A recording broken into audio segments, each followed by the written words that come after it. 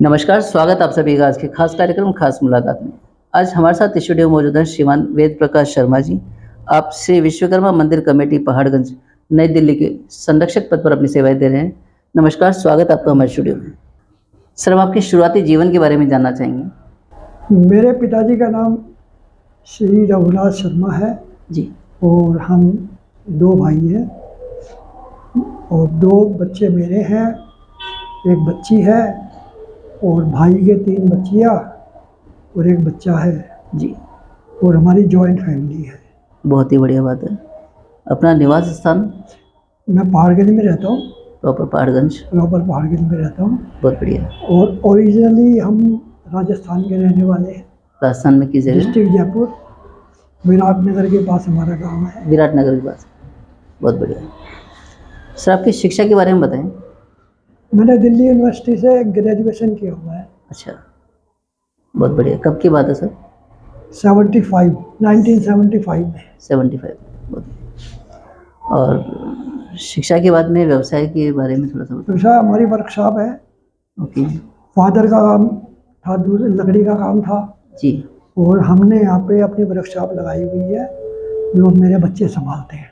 बहुत बढ़िया। समाज सेवा में आपका जुड़ाव कैसे हुआ? प्रेरणा सूत्र कौन है, उसके बारे में बताएं। समाज सेवा में पहले तो मेरे पिताजी के साथ में यहाँ पर मंदिर में आता जाता था। जी, 1947 में मेरे पिताजी यहाँ के एग्जीक्यूटिव मेंबर भी रहे हुए हैं। उससे पहले का 1947, मुझे ध्यान भी नहीं है। 1947 में, हाँ जी। बहुत बढ़िया। तो मेरे घर से मेरे को उत्साहित किया गया कि भाई आपको जाना चाहिए समाज के अंदर, जी, और मैं समाज सेवा के अलावा जो है अपने क्षेत्र की सेवा में भी चला गया था। सक्रिय, जी, तो मेरे परिवार वाले, मेरी धर्मपत्नी, वो मुझे उत्साहित करते रहते कि आप कर रहे हैं जो ठीक कर रहे हैं, लोगों का भला कर रहे हैं। बहुत बढ़िया बात है।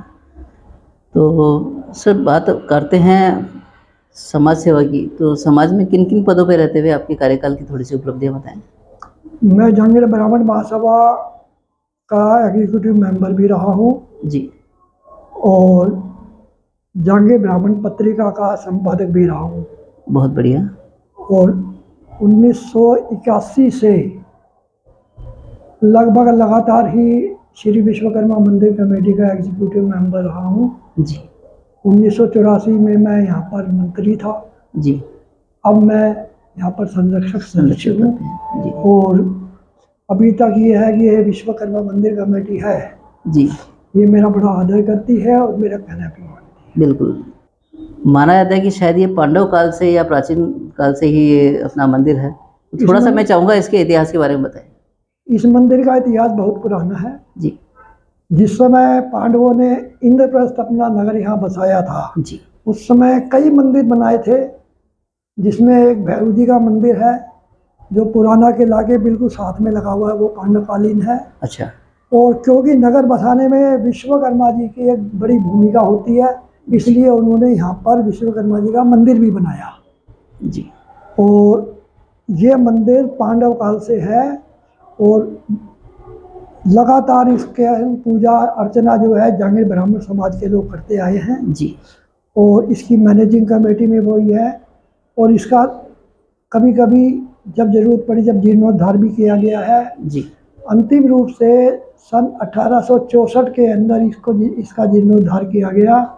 उसके बाद समय समय पर इसका जो भी मरम्मत, रिपेयरिंग वगैरह होती है वो चलता रहता है। जी, बहुत बढ़िया।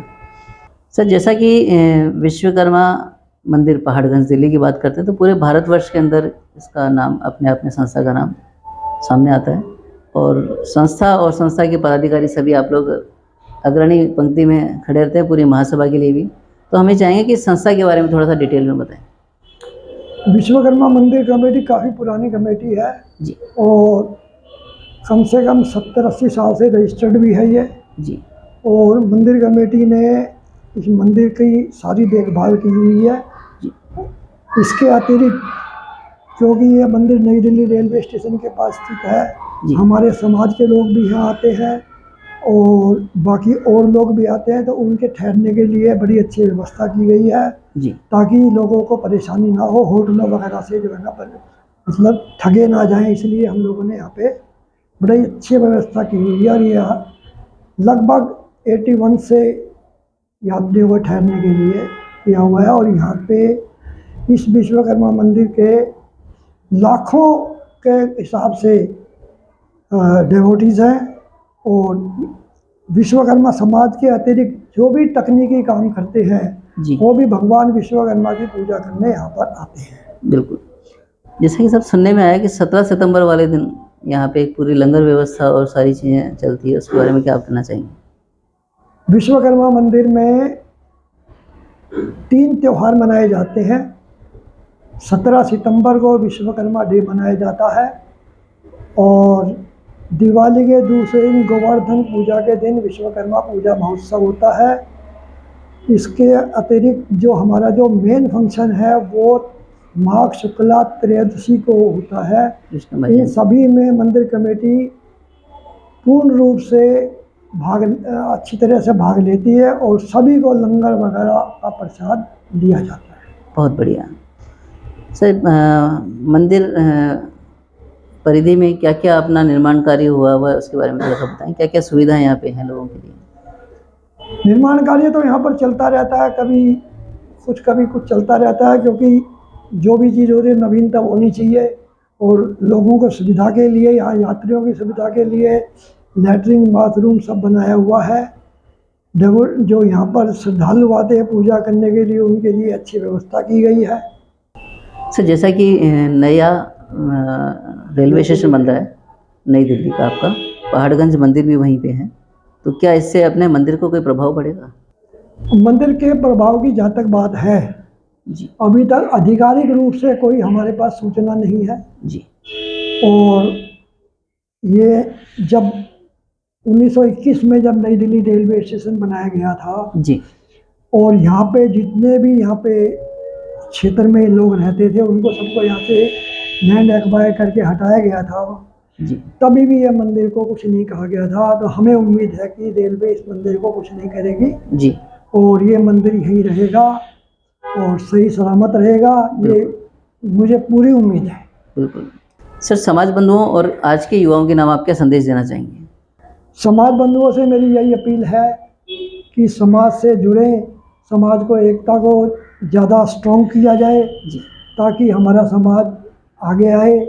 और राजनीतिक रूप से और सामाजिक रूप से अभी हमारा समाज इतना आगे नहीं है, जी इसको आगे आना चाहिए। हमारा कोई लोकसभा में या राज्यसभा में या स्टेट असेंबली में इतना बड़ा प्रतिनिधित्व नहीं है, नहीं। इसलिए हमारे समाज को इसमें आगे आना चाहिए, संगठित होना चाहिए ताकि हम लोग आगे बढ़ें। जी बिल्कुल। शासन के अंदर हमारा कोई दखल अंदाजी नहीं है लगभग। नहीं, बिल्कुल। और युवाओं के लिए संदेश ये है कि जैसे हम लोग लगे रहे ऐसे समाज के साथ लगे और समाज की जो बुराइयां हैं, आज का समाज में जो बुराइयां फैल रही है उसको दूर करने के लिए युवा हमारे को सहयोग करें, समाज को सहयोग करें और समाज से जुड़ें। बिल्कुल सर, बिल्कुल। बंधुओं, आज हमने समाज हित में काफ़ी अहम बातें जानी, जिनके लिए आपका बहुत बहुत धन्यवाद। धन्यवाद। मिलते हैं अगले सप्ताह किसी नई हस्ती के साथ। तब तक आप देखते रहें विश्वकर्मा टुडे न्यूज़।